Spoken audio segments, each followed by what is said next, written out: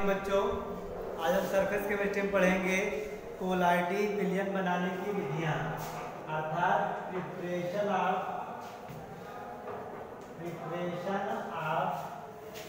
Colloidal solution.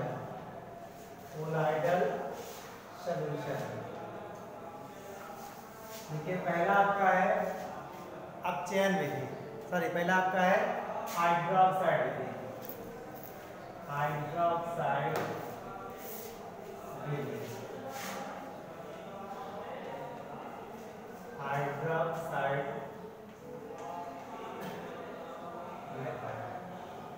इसमें क्या होता है, इस विधि द्वारा क्या होता है, इस विधि के द्वारा धनावेशित कोलाइड, इस विधि द्वारा क्या होता है, धनावेशित कोलाइड बनाए जाते हैं। कहते हैं इन्हें जो है, क्या कहते हैं, इन्हें जो है हाइड्रोक्साइड कोलाइड कहा जाता है। जैसे आप क्या देखिए, एग्जांपल पे आपका फेरिक हाइड्रोक्साइड FeOH का होल थ्राइड्स, ये हो सकता है आपका एल्युमिनियम हाइड्रोक्साइड, हो सकता है आपका AlOH का होल थ्राइड्स हो सकता है, या क्रोमियम हाइड्रोक्साइड हो सकता है आपका ETC। ये सब क्या होते हैं, हमारे धनावेशित कोलाइड होते हैं। अब इसमें हम क्या पढ़ेंगे, इसमें पढ़ेंगे किस प्रकार से जो है हम फेरिक हाइड्रोक्साइड का सॉल्व प्राप्त कर सकते हैं। तो जो है कोलाइडी विलयन को सॉल्व भी कहते हैं। तो क्या होता है कि जब गर्म जल में 30% फेरिक क्लोराइड, ये जो फेरिक क्लोराइड का विलयन है वो कैसा होता है, यह विलयन 30% होता है। और इस विलयन को जब क्या करते हैं, गर्म जल में प्रवाहित करते हैं तो क्या बनता है, फेरिक हाइड्रोक्साइड का सॉल्व बनता है। इस प्रकार से क्या होता है, हमारा जो है सॉल्व प्राप्त हो जाता है। सेकंड हमारा है क्या है, ऑक्सीकरण विधि। क्या होता है, ऑक्सीकरण विधि।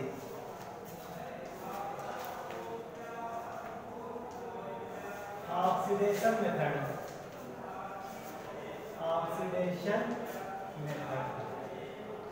देखिए ये क्या बेटा, इसमें क्या होता है, तो इस विधि के द्वारा क्या होता है, सल्फर और आयोडीन के सॉल्व बनाए जाते हैं। इस विधि के द्वारा सल्फर और आयोडीन के सॉल्व बनाए जाते हैं। जैसे क्या है, हमारा एग्जांपल में क्या है, सल्फर सॉल्व।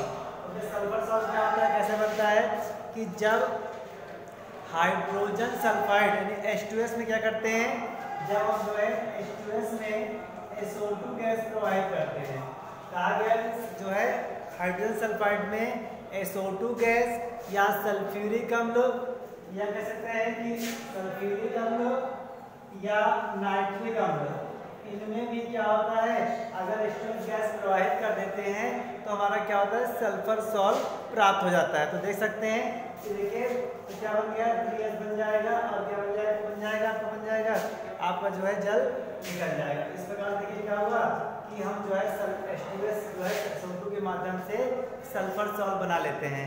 अब देखते हैं कैसे आप सल्फ्यूरिक अम्ल से भी जो है सल्फर सॉल्व को बना सकते हैं।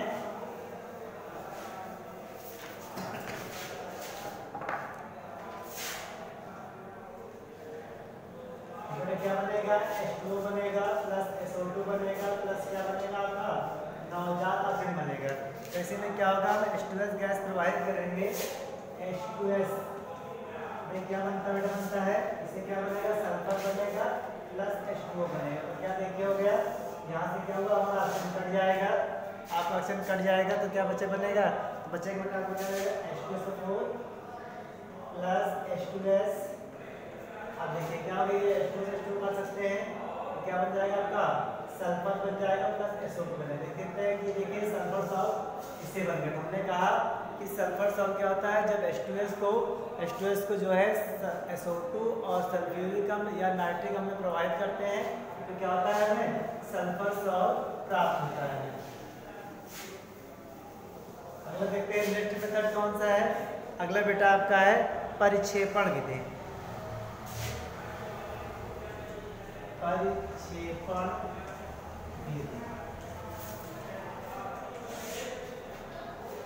डिस्पर्जन मेथड, डिस्पर्जन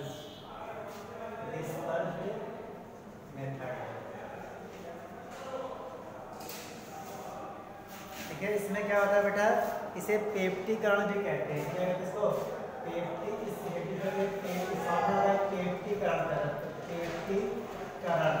इसे कहा जाता है पेप्टाइजेशन। तो इसमें होता है क्या बेटा, पेप्टीकरण क्या होता है, किसी भी अवक्षेप में किसी भी अवक्षेप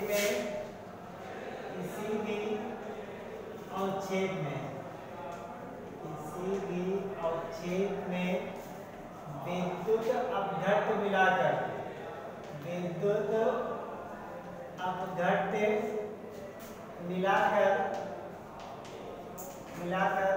अवक्षेप में बदलना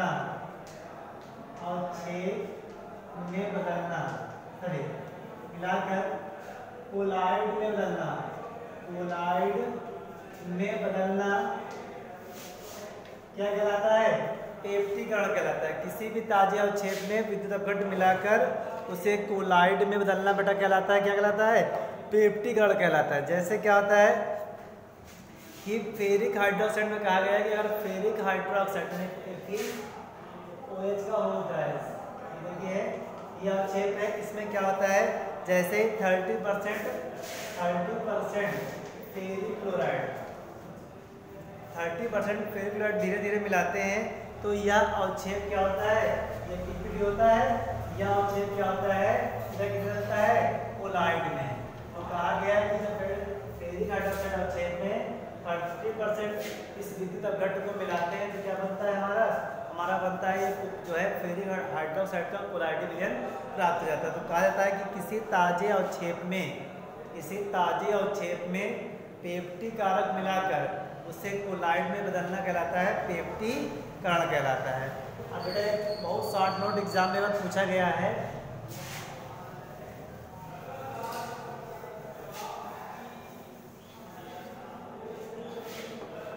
पर्पिल ऑफ कॉसियस, ये शॉर्ट नोट एक बार आएगा, इसी से आएगा पर्पिल ऑफ कॉसियस।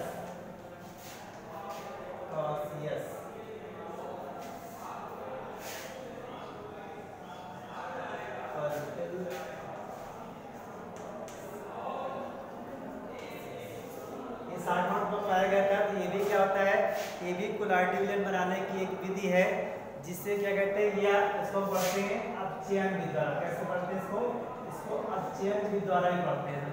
तो अपचयन विधि द्वारा जो है पर्पिल ऑफ कॉसियस, या कह सकते हैं इसी को हम लोग कहते हैं गोल्ड सॉल्ट, यानी गोल्ड का कोलाइड विलयन प्राप्त कर सकते हैं। तो कहा गया इसमें क्या है कि जब ऑरिक क्लोराइड विलयन AuCl थे, ये आपका क्या है, ऑरिक क्लोराइड है। तो ऑरिक क्लोराइड विलयन का स्टेनस क्लोराइड SnCl2 क्या होता है, अपचयन करते हैं। जैसे अपचयन करते हैं तो क्या बनता है हमारा, गोल्ड सॉल्ट। क्या बनता है हमारा, ये आपका जो है गोल्ड सॉल्ट है। कैसा होता है, गोल्ड सॉल्ट है, और ये पर्पल कलर का होता है। ठीक है, कैसा ये पर्पल कलर का होता है, यानी बैंगनी कलर का होता है, बैंगनी, या इसे क्या कहते हैं, पर्पल कहते हैं। तो जो है कलर का जो बनता है गोल्ड सॉल्ट, इसीलिए इसे क्या कहते हैं, इसीलिए इसको जो कहा जाता है, इसे कहा जाता है पर्पल ऑफ कॉसियस कहा जाता है। क्यों? क्योंकि जो है हमें जो बैंगनी रंग का गोल्ड सॉल्ट प्राप्त होता है। अब इसी में हम पढ़ेंगे कोलाइडी विलयन का शोधन।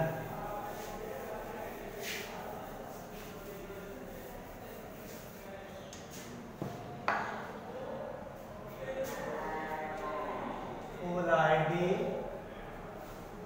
विलयन का शोधन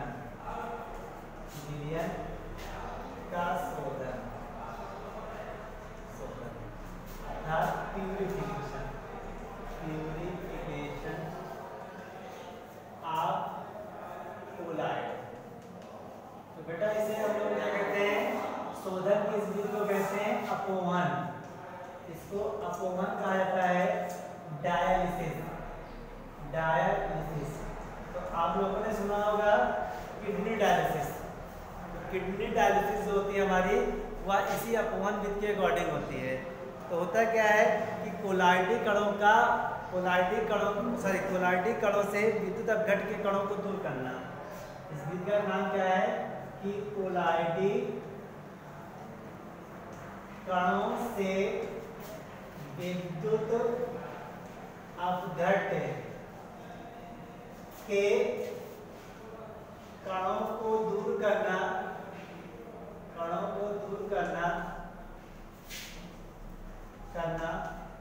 अपवहन कहलाता है, या इसी को डायलिसिस कहते हैं। तो होता क्या बेटा कि हमारे पास क्या होता है कि अशुद्ध कोलाइड को कहा गया कि हमारा अशुद्ध कोलाइड होता है, उस अशुद्ध कोलाइड क्या करते हैं एक अर्धपारगम्य झिल्ली से बने बैग में भर देते हैं। देखिए हमारा क्या होता है, एक अर्धपारगम्य झिल्ली होती है जो क्या होता है कि जो है इस प्रकार से जो अर्धपारगम्य झिल्ली होती है, और इस अर्धपारगम्य झिल्ली क्या करते हैं एक आधार से इसको जो है लटका दिया जाता है। इस आधार से इस प्रकार से क्या करते हैं इस आधार से जो इसको लटका दिया जाता है बेटा।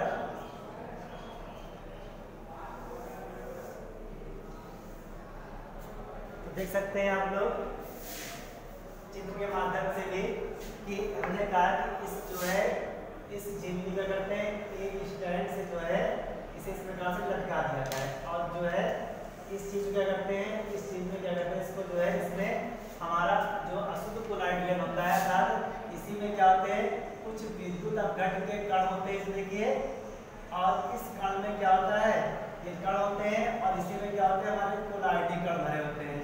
तो कह सकते हैं कि देखिए जो आपके डार्क है वो क्या हमारे क्रिस्टलॉइड है, या कह सकते हैं कि विद्युत अपघट लिख सकते हैं आप लोग।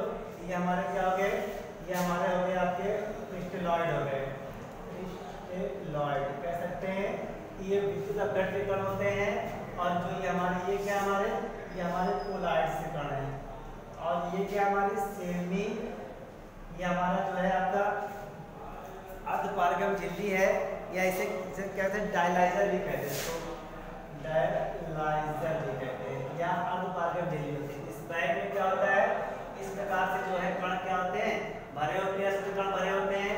फिर क्या होता है कि इसमें जो है एक नली के माध्यम से क्या होता है ये वाटर हमारा जो यहाँ पर क्या होता है जो है जल आता है, नली के हमारा जो है स्टूल जाता है। तो स्टूल क्या होते हैं कि जैसे स्टूल जाता है ये कण जाते हैं, ये क्या करते हैं इस झिल्ली से होकर जो है अंदर प्रवेश करते हैं, और यह जब अंदर प्रवेश करते हैं तो क्या होता है इन विद्युत कणों को जो है जो ये विद्युत कणों क्या करते हैं ये विद्युत कणों को जो है ये बाहर निकालते खुल जाते हैं उसी वाटर पे, ये क्या होते हैं ये बाहर निकल आते हैं। जब ये बाहर निकल आते हैं देखिए इस प्रकार से क्या होता है ये देखिए ये इस प्रकार से बाहर निकलने लगते हैं।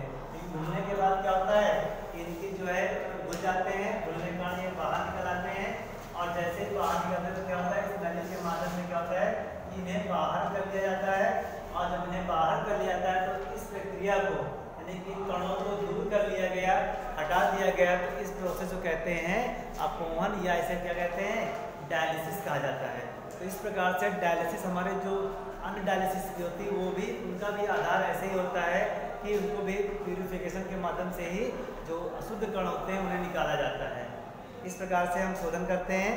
Thank you.